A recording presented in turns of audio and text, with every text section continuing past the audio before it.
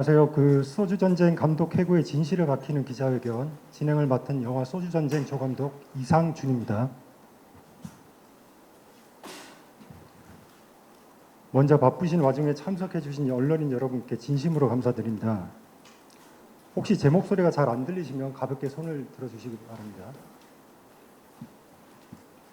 촬영 현장에서 진행하는 것과는 다른 자리여서 많이 긴장되지만 최대한 차분하게 진행해 보도록 하겠습니다. 저는 영화를 준비하고 촬영하는 동안 곁에서 최은진 감독님을 돕고 지켜봐왔기 때문에 감독 해고는 문제가 있다고 생각해 작은 힘을 보태고자 이 자리에 섰습니다. 그럼 기자회견 진행 순서를 안내해 드리겠습니다. 기자회견은 크게 4단계로 진행하겠습니다. 첫째, 갑질행위와 감독 해고에 대한 최은진 감독님의 사건 브리핑을 듣겠습니다. 그리고 둘째, 가처분 재판부 판결에 대해 감독님과 변호사님이 간략하게 설명을 드리고, 셋째, 최은진 감독님 기자회견 낭독문이 있겠습니다. 그리고 마지막으로 기자님들과 질의응답 시간을 갖겠습니다. 제작사 더램프의 박은경 대표와 최은진 감독의 주장이 상반되기 때문에 잘 듣고 메모하셨다가 질의응답 시간에 많은 질문들 해주셨으면 합니다. 그럼 바로 최은진 감독님이 직접 사건 브리핑을 진행하겠습니다.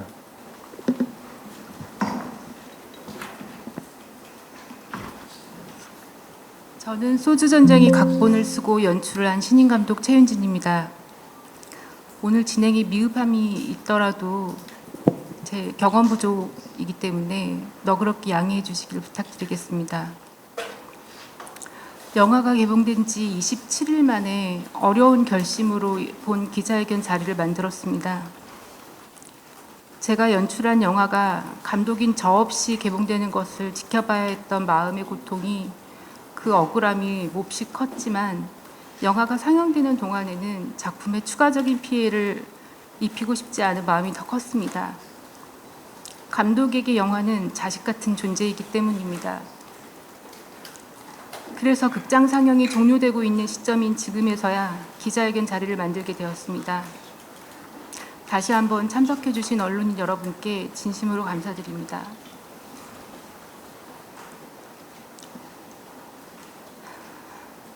저는 기자회견을 통해 본 감독 해고 사건이 감독을 해고할 만한 문제가 생겨 해고하는 사건이 아니라 감독을 해고하고 싶어서 문제를 만든 제작자의 행포성 해고임을 설명드리고자 합니다. 또한 감독 해고는 지난 3년간 지속되어 온 박은경 대표의 무수한 갑질의 연장선상에 있는 사건임을 말씀드리고자 합니다. 박은경 대표는 지난 3년간 최윤진을 영화계에서 퇴출시켜야 한다고 공공연히 말하고 다녔고, 그 목적을 이루기 위해 누구보다도 열심히 다리품을 팔며 노력했습니다. 본 사건 브리핑을 통해 기자님들께서 직접 갑질에 대한 설명과 증빙들을 확인하시다 보면 결국 박 대표가 악감정과 뻔뻔한 거짓말로 감독 해고를 한 사실을 알게 되실 겁니다. 더 나아가 작금의 한국 영화 산업의 위기 속에서 본 소주전쟁 감독 해고 사건이 갖는 의미도 영화계와 예술문화계 그리고 우리 사회에 공론화하고자 합니다. 먼저 기자님들께서 혼란스러우실 수 있어서 고지 말씀을 드립니다. 보여드리는 증빙자료에서 소주전쟁은 모두 제목이 모럴 해저드라고 표기되어 있습니다. 개봉이 임박해서 소주전쟁으로 변경되었기 때문인데요. 증빙자료에 표기된 제목 모럴 해저드는 소주전쟁으로 이해하시면 되겠습니다. 혼선이 없으시도록 저는 소주전쟁으로 명명하겠습니다. 이제 제가 당한 갑질 행포를 시간 흐름 순서대로 증빙을 통해 설명드리겠습니다.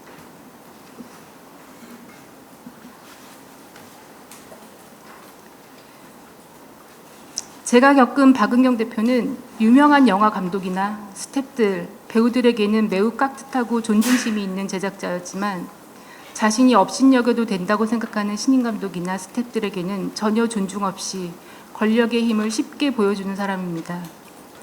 특히 감독을 통제하려는 경향이 강해서 스태프 고용에 있어서도 감독보다는 본인과의 소통을 더 우선하여 고용하고 싶어 했습니다. 감독 계약서에는 감독이 스텝을 결정할 수 있다고 되어 있지만 저는 가급적 박은경 대표와의 마찰을 피하고 싶었고 박은경 대표가 제안하는 스텝 고용에 대부분 원만하게 동의했습니다. 다만 세 파트, 조감독, 촬영감독, 편집감독 이 세 파트의 스텝만 감독인 저의 추천 의견을 반영하여 결정할 수 있도록 해달라고 요청했습니다. 결과적으로 조감독, 편집감독, 음악감독만 저의 추천 의견으로 결정하였습니다. 여러 의사결정이 이루어지는 촬영 준비 기간은 가장 바쁜 시기이기도 합니다. 촬영과 공간에 대한 중요한 회의를 하려면 메인 키 스텝들이 모여서 회의를 해야 하는데 더 램프가 고용한 프로듀서들은 창작의 가장 중요한 주체인 감독과 메인 키 스텝들의 스케줄을 우선하여 고려하기보다는 항상 제작자인 박은경 대표의 스케줄에 맞춰서 회의 일정을 결정했습니다.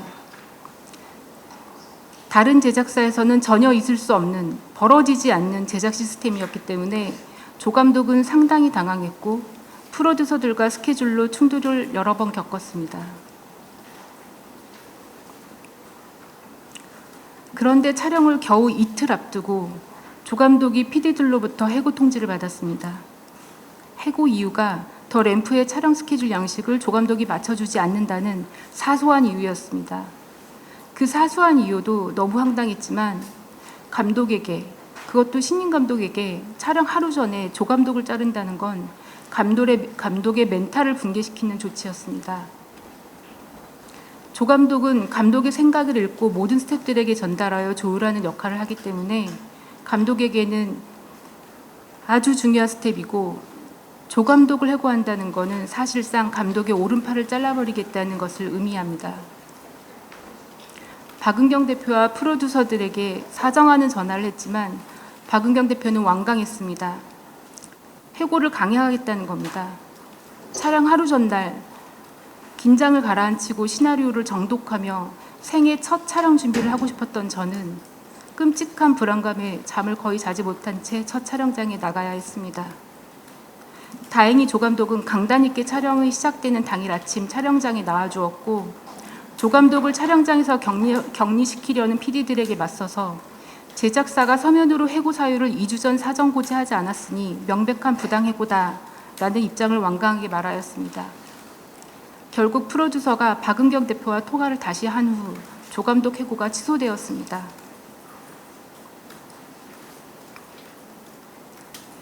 저는 2020년 10월 30일 소주전쟁 감독 및 공동제작 계약서를 더 램프 박은경 대표와 체결했습니다. 보시는 바와 같이 당시의 소주전쟁의 투자사는 쇼박스가 아니었습니다. 소주전쟁의 전신기획 론스타게이트 사건을 소재로 한 시나리오 에너미의 투자사는 KTH와 메가박스였습니다. 더 램프와 감독 계약서 체결 이후에 1년간 시나리오를 꾸준히 수정 집필한 결과 6고 단계에서 이재훈 씨가 캐스팅에 확정되었습니다. 이재훈 씨 캐스팅이 확정되자 박은경 대표는 투자사를 쇼박스로 교체해야 한다고 말하며 KTH와 기존 투자 계약을 해지해야 한다고 했습니다. KTH와 계약을 해지하기 위해선 이미 3억 투자금을 받아서 시나리오 개발에 지출했던 개발비를 KTH에 다시 상환해줘야 했습니다.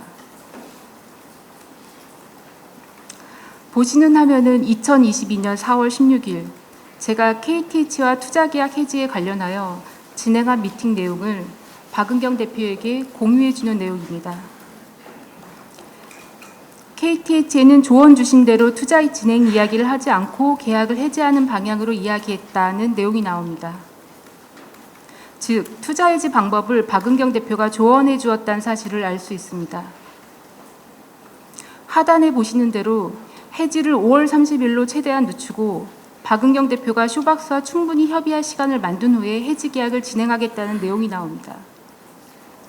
이후 박은경 대표는 저에게 KTH에 상환해줘야 할 3억에 대한 자금 구성안을 직접 설명해 주었습니다.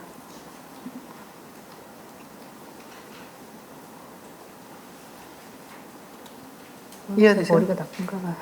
조금 그 알트. 그러니까 자, 지금 만나서. 대표님께서 그 KTH 갚는 돈의 구성을 지금 설명해 주시는 거죠? 네. 이해되세요? 머리가 나. 이해되세요? 머리가 나쁜가 봐요. 아, 조금 네. 알듯 이거를- 알듯 보시는 이메일처럼 들으신 대로 박은경 대표는 저에게 KTH의 3억을 갚을 방안을 구체적으로 설명해 주었고 약속도 했습니다. 그리고 보시는 이메일처럼 저는 박은경 대표가 설명하고 약속한 자금 스케줄에 맞추어 KTH에 상한 스케줄을 보냈고 KTH는 투자계약 해지에 동의하면서 1년 이내에 3억을 상환을 해야 한다는 조건으로 해지 합의를 해주었습니다. 결과적으로 제가 1인 법인 대표로 있는 영화사꽃은 1년 이내에 KTH에 갚아야 할 3억의 변제 의무가 생겼고 당시 전 소주전쟁 시나리오 개발비로 사용한 돈이니 박은경 대표가 약속한 3억을 모두 지급해 줄 거라고 믿었습니다. 그런데 소주전쟁 촬영 한 달 전 박은경 대표는 상환금 1억 5천이나 남아있던 상황에서 갑자기 상환금을 줄 수 없다고 말하는 겁니다.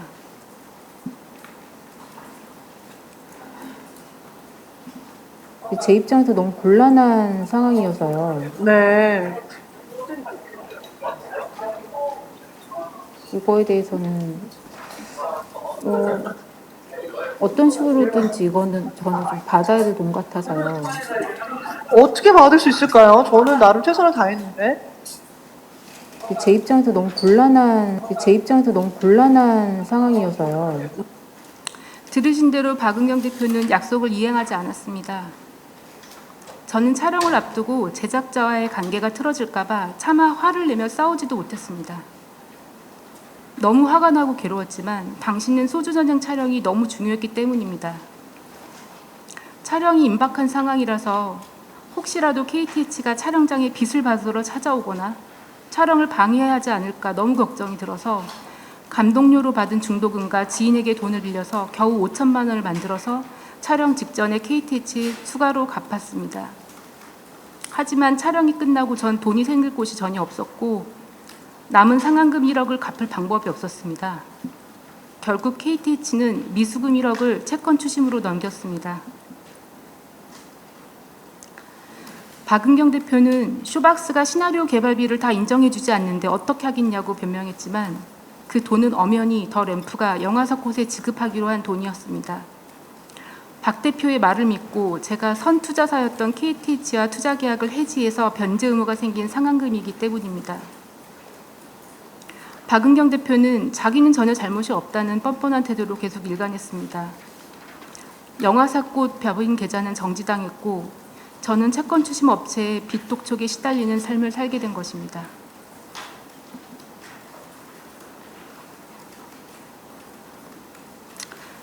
박은경 대표의 부당한 시나리오 크레딧 결정을 설명드리기 전에 먼저 제가 박은경 대표와 감독 계약을 맺기 전 원안각본 에너미에 대해 어떤 설명을 하였고 어떤 경위로 감독 계약 체결이 되었는지 먼저 설명드리겠습니다.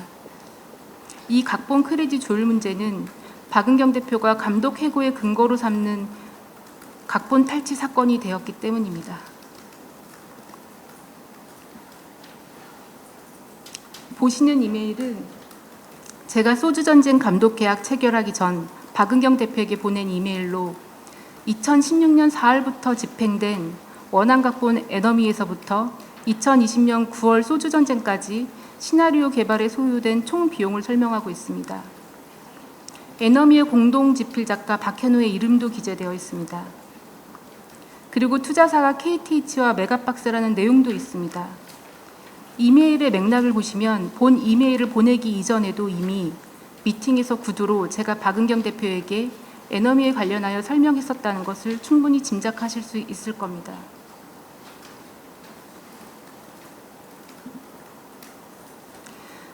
박은경 대표는 에너미를 소주전쟁의 원안각본으로 인정하여 감독 및 공동제작 계약서를 썼습니다.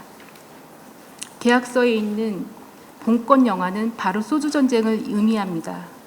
즉 소주전쟁이 투자한 투자사 KTH와 메가박스를 더 램프는 인지하고 있으며 램프의 에너미 기획이 시작된 2016년부터 소주전쟁 시나리오 2곡까지의 총 시나리오 개발비 3억 2천여만 원과 에너미의 집필 작가로 참여한 박현우 작가료를 더 램프가 인지하고 있고 이 개발 비용을 소주전쟁의 예산에 산입시키겠다고 하는 내용을 계약서에 기재하였습니다.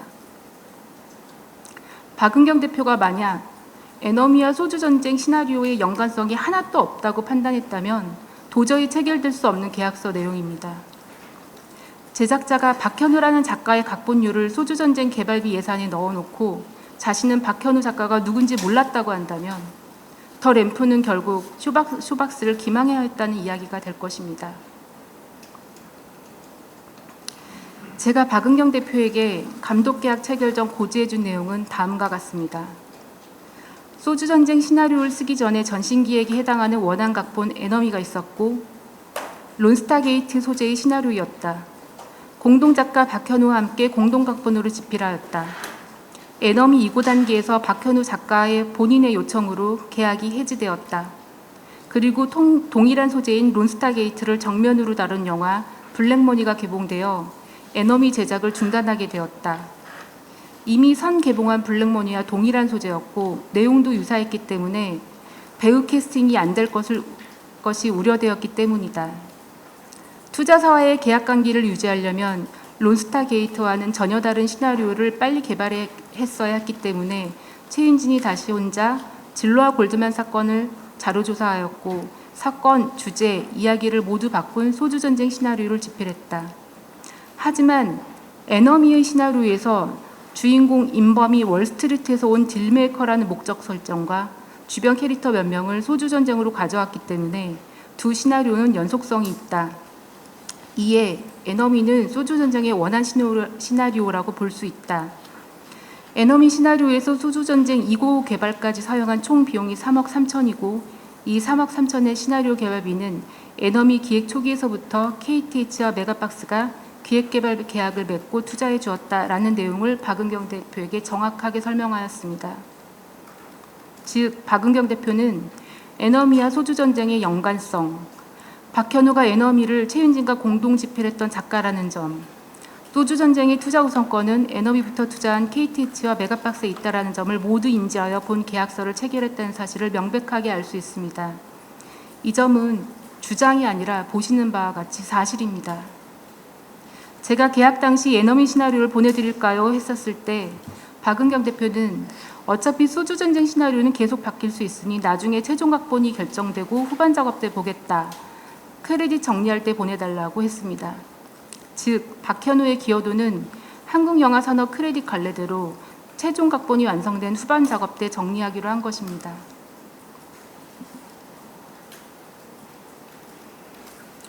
통상적으로 영화에 참여한 시나리오 작가들의 크레딧은 최종 각본이 완성된 후 후반 작업에 진행됩니다. 영화 시나리오는 촬영 직전까지도 변경되고 촬영 중에도 변경될 수 있기 때문입니다. 지금 보시는 공문은 한국영화 프로듀서 조합 PGK에게 회신받은 답변 공문입니다. PGK는 박은경 대표와 같은 크레딧 결정권이 있는 제작자와 프로듀서 직군을 대변하는 조합입니다. PGK는 한국영화계에서 통상적으로 크레딧이 최종 정리되는 시점은 영화의 후반 작업 기간이라고 답변하였습니다. 또한 통상적으로 크레딧의 기여도를 결정하기 위해 기준을 삼는 시나리오 크레딧은 작가 계약서와 최종 각본과 영화의 완성본을 기준으로 한 각 작가들의 기여도를 검토하여 제작자가 조율한다고 답하였습니다. 막 후반 작업이 시작한 시기인 2023년 7월 20일 박현우 작가가 저와 박은경 대표에게 보낸 이메일입니다.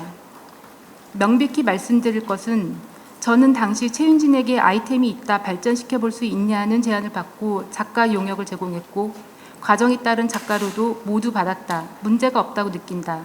다른 부분은 모두 개의치 않고 다만 크레딧에 대해서는 작가 계약 해지 합의서 3조 크레딧 조항에 근거하여 각본 두 번째 순서라도 각본 크레딧을 받아야 한다고 생각한다는 의견을 보내왔습니다.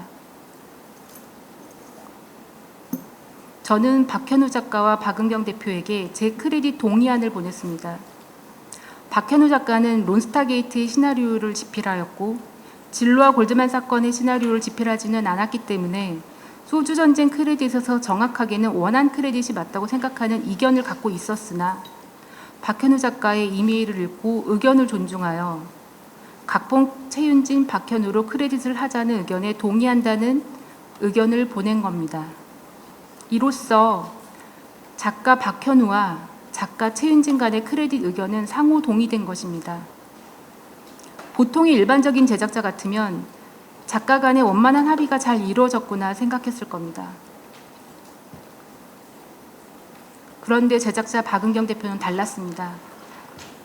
원만한 크레딧 조율의 의무가 있는 제작자 박은경 대표는 두 작가 간 크레딧 상호 동의안을 무시하고 자기는 각본 박현우, 최윤진 순서로 개봉하겠다고 통보하는 이메일을 보냈습니다.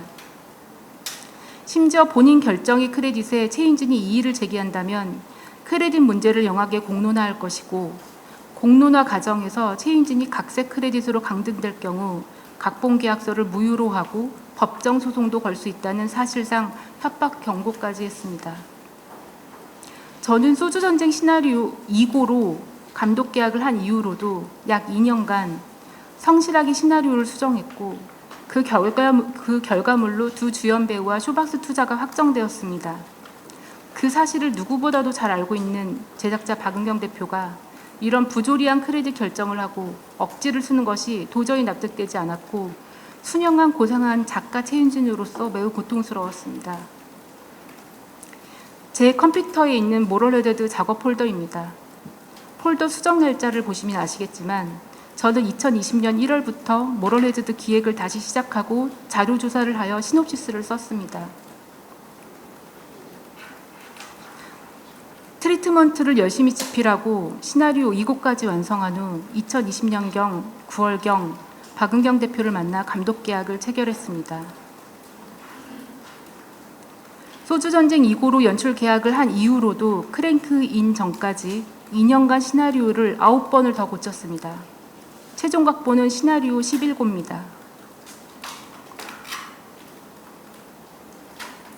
그 모든 시나리오 집필 과정을 잘 알고 있는 박은경 대표가 진로와 골드만삭스에 대한 집필 주체가 아닌 론스타 사건을 쓴 박현우 작가의 기여도가 가장 높다라면서 각본 크레딧 순서까지 바꿔버리는 결정을 한 겁니다. 이건 최윤진을 괴롭히는 갑질 행포가 분명했습니다. 하지만 당시에는 제가 1차 편집을 한창 하고 있던 와중이었기 때문에 박은경 대표와 싸울 수 없었습니다. 일단 편집이 너무 중요하기 때문에 편집에 집중해야 했고 크레딧 순서 이야기는 나중에 다시 해야겠다고 생각했습니다. 그런데 1차 편집이 끝난 후부터 영화계 지인들로부터 저를 걱정하는 제보 전화가 오기 시작했습니다.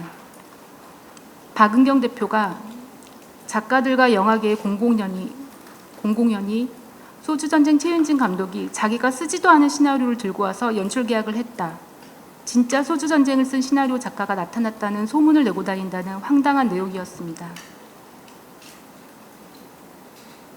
충격적인 얘기를 들었다고 들었는데 또 이 양반이 진짜 어떻게 이렇게까지 하나 싶어가지고 제가 좀 알고 있어야 될 것 같아가지고 그 박은경 대표가 모럴 해저드를 너가 쓴 시나리오가 아닌데 자기가 썼다고 가지고 와서 연출 계약을 했다고 얘기를 하고 다니는데 신원을 보호하기에 증빙을 이 자리에 다 보여드릴 수 없지만 박은경 대표는 제작자들의 저녁 모임에 가서도 해당 허위 사실을 말했고 그 모임에 참석한 제작자 분으로부터 전달된 제보 전화를 더 받게 되었습니다. 한국영화계의 중견 제작자들 모임에서 그러한 끔찍한 모함을 퍼뜨렸다는 것이 도저히 믿겨지지 않았습니다. 나를 업계에서 생매장시키려는구나라는 위협감밖에 들지 않았습니다. 그동안의 모욕적인 말들과 갑질 행포들은 다 참고 인내할 수 있었지만 에너미에서 시나리오를 6년을 넘게 집필한 작가로서 감독으로서 시나리오를 쓰지도 않았는데 가져와서 속이고 연출 계약을 했다라는 흉문은 너무 모욕적이고 견디기 어려웠습니다. 감독에 대한 악의적인 거짓 소문을 그것도 제작자가 직접 영화계에 퍼뜨리고 다닌다는 것이 기가 막혔습니다. 하지만 당시는 제가 할 수 있는 게 없었습니다.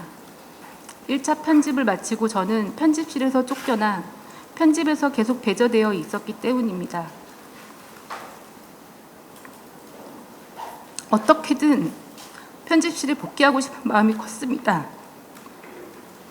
거짓 소문을 듣고서도 바로 박은경 대표에게 따지지 못했습니다. 소주전쟁의 감독으로서 편집실에 복귀해서 최대한 완성도 있는 작품을 만들어야 한다고 생각했습니다. 충격적인 얘기예요. 통상적으로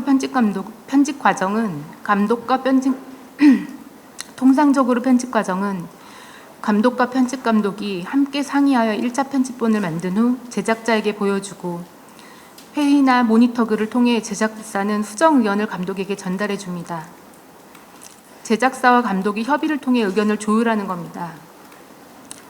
제작사는 반드시 수정 의견을 감독에게 구두나 문자로 줘야 하고 그 의견을 수렴하여 감독이 2차 편집본을 만듭니다.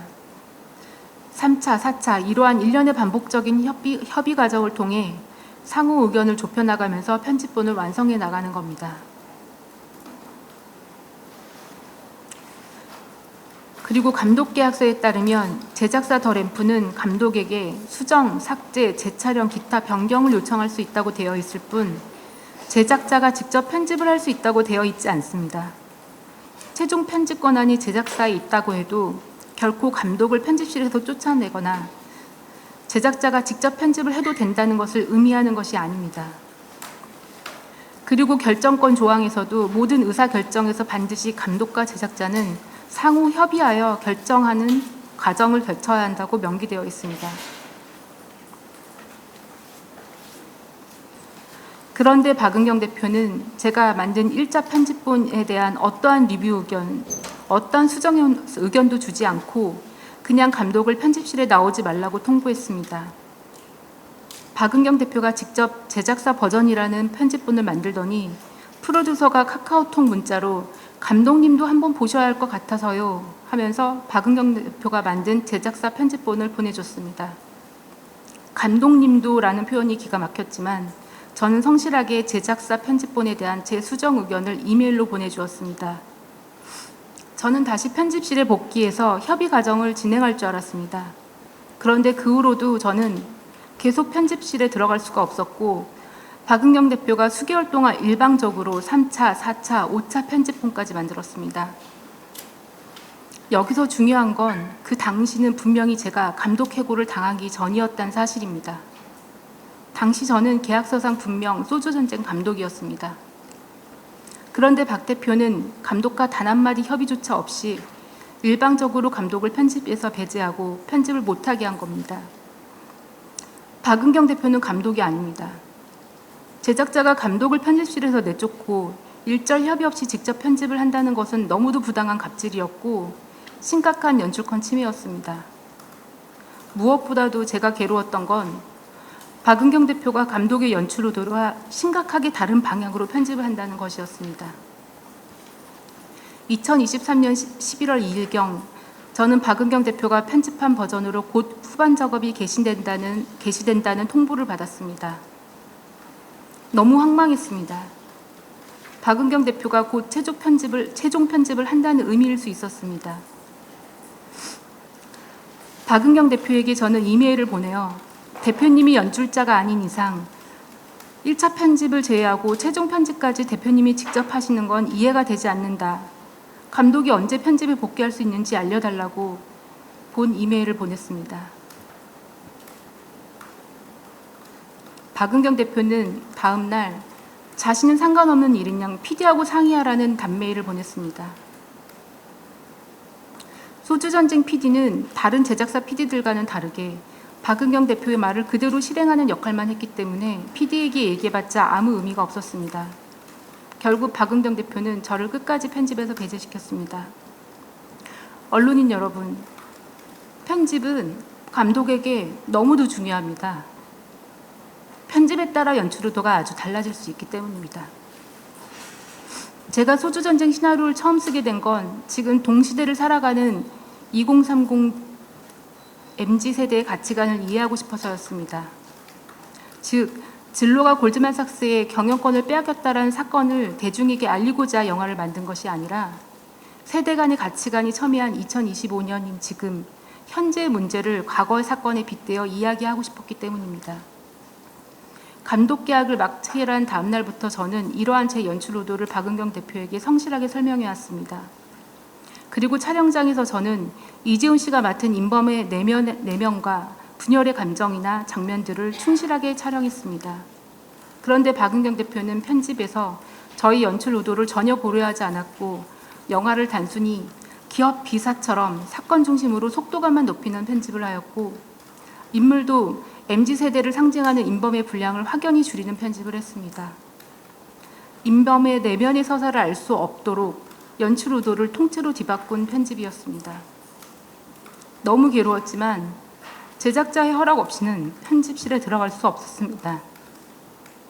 심각한 연출권 침해였고 진심으로 고통스럽고 참담했습니다.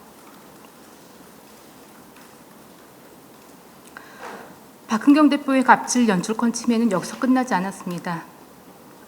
제가 감독 해고를 당하기 전이었고 분명히 감독의 지위에 있었음에도 박은경 대표는 감독과 단 한마디 협의 없이 음악 감독을 일방적으로 교체했습니다. 저의 추천 의견으로 결정했었던 기존 음악 감독을 감독인 저와 단 한마디 상의도 없이 교체했고 카카오톡으로 PD가 통보했습니다. 당시 전 너무 지쳐서 박은경 대표와 싸울 힘도 없었습니다. PD에게 새로 교체한 음악 감독을 만나게 해달라고 했지만 만날 수조차 없었습니다. 박은경 대표는 본인이 교체시킨 음악 감독과 함께 음악을 직접 컨펌하였고 감독 없이 음악 작업을 진행했습니다. 극장에서 개봉된 소주전쟁의 음악은 편집과 마찬가지로 제가 구성했던 음악 컨셉과는 완전히 다른 음악이었습니다. 작품의 흥행성패와 관계없이 저는 박은경 대표의 이러한 갑질 횡포와 연출권 침해가 소주전쟁 완성도에 큰 흠결을 낸 큰 원인이라고 생각합니다. 2023년 11월경에 들어서는 더욱 황당한 전화가 걸려왔습니다.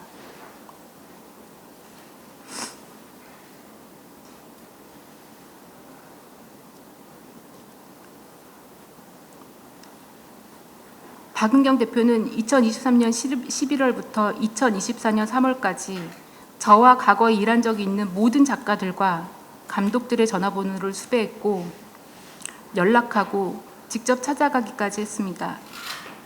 박은경 대표가 저와 관계된 작품은 심해와 소주전쟁 2작품입니다. 그런데 자신과 전혀 관련이 없는 백두산, 인천항, 다이어터, 심지어 오피스의 감독에게까지 관련된 프로듀서를 시켜서 연락을 취했습니다. 박은경 대표는 해당 작가들에게 연락하여 단순히 과거에 최은진과 일하면서 문제가 없었느냐를 물어본 것이 아닙니다. 박은경 대표는 저에 대해 저작권 의혹을 제기하라는 취지의 부탁을 하면서 연출도 제안하고 시나리오 각본도 제안하는 등의 회유를 동시에 했습니다. 한 사례로 감독이자 작가인 A에게 박은경 대표가 부탁할 것이 있다. 만나자고 집요하게 요청하였고 A는 박은경 대표를 만날 수밖에 없었습니다. 박 대표는 A에게 최인진에게 백두산 시나리오에 대해 저작권 의혹을 제기하라는 취지로 부탁을 하면서 연출 계약이나 각본 계약을 해주겠다는 좋은 제안도 하였다고 했습니다. 즉 솔깃한 제안들을 하면서 회유를 한 겁니다. 그러나 A는 최윤진에 대한 의혹이 없으니 박은경 대표를 도울 수 없다고 모든 제안을 거절했습니다. 그러자 박은경 대표는 자신과 만날 일을 함구하라고 해놓고 며칠 후에 A가 계약 맺고 일하는 제작사의 B 대표에게까지 연락을 했고 최윤진을 음해하며 최윤진이 이렇게 나쁜 인간인데 A가 자기를 안 돕는다. A가 나를 돕게 해달라고 설득했다고 합니다. 박은경 대표의 말을 사실처럼 믿어버린 B 대표는 A에게 왜 박은경 대표를 안 돕냐, 박은경 대표를 도와라 라고 말했다고 합니다. A는 자기가 일하는 제작사 대표에게 밉보일까봐 무섭고 압박감을 느낀다고도 했습니다. 통화 녹취로 확인시켜드리겠습니다. 그러니까 이거는 그쪽에서 원하는 게 있을 거 아니에요. 그러니까 부산이 박은경 대표가 무슨 말인데 뭘 요구한다는 거예요? 그러니까 박은경 대표님은 지금 백두산도 같은 케이스라고 엮고 싶으신지 그거를 이제 찾고 싶으신가 봐요. 근데 박두사는 김원구 대표하고 상관이 없잖아요. 그러니까 상관이 없는데 저희 대표님이니까 저는 그 압력을 받을 수밖에 없잖아요, 사실. 무슨 압력이요? 저는 약간 그게 개연성이 이해가 안 돼서 여쭤보는 거예요. 근데 저는 지금 계약 관계고 사실 뭐 눈밖에 나서 좋을 건 없으니까요. 근데 저도 무서워요. 박은경 대표님을 아니 그 제 말은 백두산이 하고 이해관계가 없고 없죠. 전혀 없는데 근데 그거에 대해서 한테 뭐 어떻게 하라고 할 만한 뭐 컨덕트가 없는 거잖아요. 그게 없는데 대의명분이 있어요. 이들에게는. 그러니까 대의명분이 우리가 보기에 그러니까 지금 감독님이랑 제가 보기엔 그게 대의명분이 없지만 그분들에게는 대의명분이 있단 말이에요. 그분들이 생각하는. 그래서 이제 그러면은 이거에 대해서 그러면 그 박은 대표 말을 믿어서 이렇게 하시는 거예요? 그러니까 좀 믿는 거죠. 그러니까 이렇게 정말 이렇게 나쁜 짓이 저질러지고 있으면 그거를 밝혀야 되는 거 아니냐라고 생각을 하시는 것 같아요. 그래서 그쪽으로, 그러니까 너는 중립에 있어가 아니라 약간 그쪽에 의견이 맞다고 생각을 하시고 너도 당연히 약간 그런 쪽으로 이 작가들을 지금 발표하고 막 이러고 있으니까 그런 쪽으로 좋은 좀 뭔가 본보기를 보여야 되지 않느냐는 느낌이에요. 정리하면 박은경 대표가 백두산도 심해와 소주전쟁과 같은 케이스로 엮고 싶어 한다는 이야기였고, 박 대표는 그걸 이루기에 A가 계약 맺고 일하는 제작사 대표를 통해 박 대표를 도우라는 압력을 넣었다는 내용입니다. A는 그들의 대의 명분에 동의하지 않는다고 거절했다고, 본인은 중립을 지키겠다고, 이 사건에서 제발 빠져나올 수 있게 해달라고 부탁하여 겨우 빠져나왔다고 합니다. 그리고 또 다른 흉문이 들려오기 시작했습니다. 최윤진은 영화계의 전청조다. 최윤진의 엄마는 사기꾼인데 사기를 치고 미국으로 도망가서 아직도 한국에 못 들어오고 있다. 최윤진은 사기꾼 엄마의 피를 이어받아 사기꾼 기질이 있는 거다. 내가 최윤진을 업계에서 반드시 떼출시켜버리겠다는 소문이 들렸습니다. 한편 2023년 11월경 한국시나리오 작가조합 김병희 대표는 박은경 대표의 제보 연락을 받고 오로지 박은경 대표의 말만 듣고 저에게는 일절 연락을 한 번 한 적 없이 박 대표가 준 일방 자료만을 편취해서 크레딧 판결문을 만들었습니다. 그리고 2023년 12월 4일 최윤진은 각본 탈취범이다라는 취지로 보도자료를 냈습니다. 저는 작가조합 대표에게 이메일을 보내어 공정성을 견지해달라는 취지로 소송 중이니 개입을 하지 말아달라고 요청하는 이메일을 보냈습니다. 그러니까 이 이메일은 작가조합 김병희 대표가 저에게 회신한 이메일입니다. 김병희 대표는 호랑이가 사냥을 하는 건 사냥감을 증오해서가 아니고 그저 호랑이의 존재적 특징이자 삶의 방식일 뿐이라면서 자신은 호랑이의 사냥 본능을 가지고 있다면서 저를 사냥하겠다고 했습니다. 그리고 최윤진 씨 소문을 들으니 영화계의 전청조라며 자비의 시간은 끝났다고도 했습니다. 작가조합 대표는 이후로도 자신은 심심하다며 자신을 제발 건드려달라면서 저를 괴롭히는 협박성 이메일을 수차례 보냈습니다. 두려웠습니다. 도저히 제정신으로 감당할 수 있는 내용은 아니었습니다. 2023년 12월 초부터 여러 매체에서 기사화가 시작되었고 박은경 대표가 박현우 작가의 존재를 소주전쟁 촬영이 끝난 2023년 7월에서야 알게 되었다. 최윤진이 박현우 작가의 각본을 탈취했다는 황당한 거짓 주장이 실렸고 영화계는 언론 보도를 사실처럼 받아들였습니다. 저를 직접 취재하지 않은 기사들도 상당했고 연일 쏟아지면서 저는 말 그대로 생지옥을 경험했습니다. 숨을 쉬어도 숨을 쉬어지지 않았고 잠을 잘 수 없었으며 현실이 현실 같지 않았습니다. 매일 눈을 뜨면 죽고 싶다는 생각밖에 들지 않았습니다. 당시에는 제가 뭐라고 말을 해도 어떤 증빙을 보여줘도 단순히 변명처럼 최윤진 감독이 사실이 아니라고 반박했다. 정도 보도됐습니다. 영화가 곧 개봉될 거라는 생각에 차마 작품의 논란을 더 키울 수가 없어서 저는 보도자료도 낼 수 없었습니다. 수개월간 열심히 문체부에 민원을 넣어 영화진흥위원회 공정환경조성센터 공정특위 조사를 추진시키며 희망을 갖고 싶었지만 결국 공정특위 조사도 무산됐습니다. 너무 오랜 시간 정신적으로 체력적으로 지쳤었고 박은경 대표라는 사람이 주는 고통이 끝나지 않을 것 같았고 작가주와 김병희 대표의 지속적인 괴롭힘에서도 벗어나고 싶었습니다. 그래서 저는 극단적인 선택을 할 수밖에 없었습니다. 남편에게 발견되어 서울대 응급실에서 깨어났고 한동안 정신과 치료에만 전념하며 몸이 회복되어 가고 있던 2024년 9월 30일 박은경 대표로부터 감독 해고 통보 내용 증명을 받게 된 겁니다.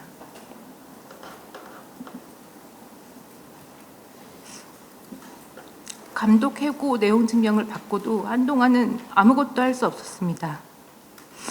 즉각적인 무언가를 하기엔 몸과 마음이 정상적이지 않았습니다.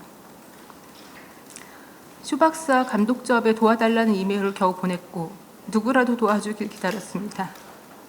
그냥 소주전쟁을 잊고 박은경 대표의 악연을 끊고 내 인생을 살아야지 싶은 생각도 들었습니다.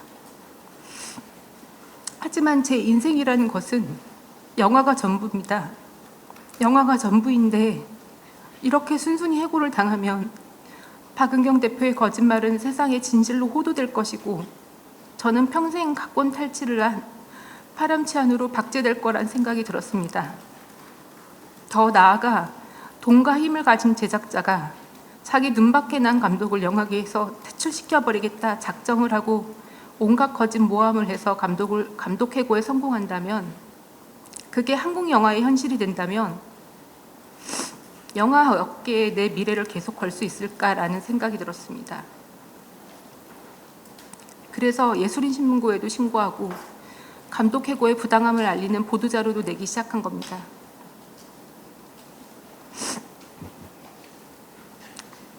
박은경 대표가 저에게 보낸 내용 증명입니다. 내용 증명 사망, 소주전쟁의 원작자가 제3자임이 나중에 드러났고 최윤진은 감독 체결 당시 허위사실을 고지했다는 내용이 있습니다. 여기서 원작가와 제3자는 박현우를 의미하는 것이고 박현우가 진짜 소주전쟁 작가인데 더 램프는 소주전쟁 촬영 후에야 박현우를 알게 되었다는 의미입니다. 또한 6항에서는 타인이 저작한 시나리오인 소주전쟁을 자신이 오롯이 쓴 것이냐 거짓으로 더 램프에 제공하고 이를 바탕으로 감독 용역을 개시하고 수행한 것이라며 이는 통째로 표절한 시나리오를 가져다가 감독 용역을 수행한 것이니 진술보증 조항을 침해한 것이라고도 주장했습니다.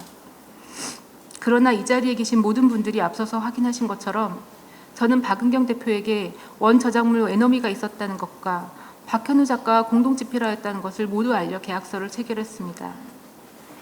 박현우와 저는 론스타게이트 사건의 에너미를 함께 집필했고 진로와 골드만 사건을 소재로 한 소주전쟁은 제가 집필했습니다. 그리고 여러분도 아시는 바와 같이 극장에서 개봉된 영화는 론스타게이트가 아니라 진로와 골드만삭스의 이야기인 소주전쟁이 개봉된 겁니다.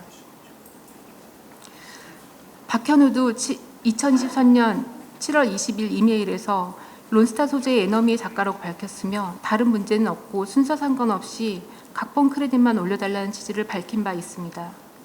또한 박현우는 중앙일보 인터뷰에서도 본인은 각본에 이름을 올린 것에 만족한다고 밝혔고 영화인신문고는 크레딧에 이름을 올린다는 것은 저작권 분쟁이 될 수 없다며 크레딧 순서의 문제였다라고 밝혔다는 것도 알 수 있습니다. 2023년 12월에 제가 직접 각본 탈취라는 박은경 대표의 거짓을 밝혀내고 크레딧 검토를 받고자 영화인신문고에 신고했었기 때문입니다. 저는 당시 영화인신문고에 박은경 대표가 제출한 자료를 모두 갖고 있지만 신문고 규정상 이 자리에서 공개할 수가 없습니다. 다만 구두로 밝힐 수 있는 사실은 박은경 대표는 신문고에서 한국 영화 관례대로 최종 각본을 기준으로 크레딧을 검토하면 안 된다라는 주장을 하면서 최인준이 연출계약 당시의 시나리오인 소주전쟁 3고와 에너미 2고를 비교해달라고 주장했습니다. 그 이유는 자기가 소주전쟁을 직접 각색했기 때문이라는 겁니다. 본인이 직접 각색을 했기 때문에 최인준이 혼자 쓴 최종 각본이 아니라는 황당한 거짓 주장을 했습니다. 박은경 대표는 소주전쟁 각색은커녕 한 문장도 집필한 적이 없습니다. 본인이 각색을 한 증거가 있다면 각색한 시나리오를 제시해야 합니다. 박은경 대표는 본인이 집필한 시나리오가 없습니다. 박은경 대표는 원작자가 있는 소주전쟁을 자신이 오롯이 쓴 것이냐 거짓으로 더 램프에 제공한 것은 제작사를 기망한 것이라고 주장하지만 저는 모든 증빙을 통해 확인시켜드린 대로 제작사를 기망한 바가 없습니다. 만약 박 대표의 표절 주장이 사실이라면 영화인신문고 크레딧 분쟁 조사 당시에 표절로 드러났을 겁니다.